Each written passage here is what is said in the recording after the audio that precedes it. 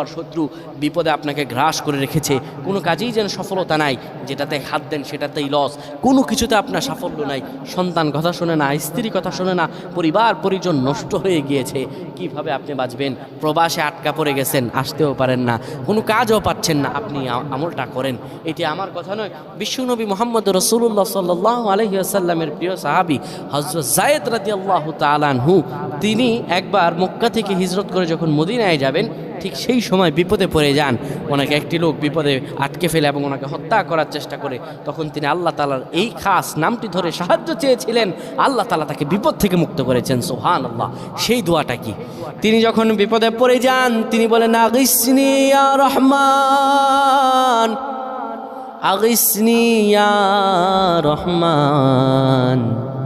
অপর এক বর্ণনায় এসেছে, আগিসনি ইয়া গিয়াসার রহমান। যখনই বিপদে পড়ে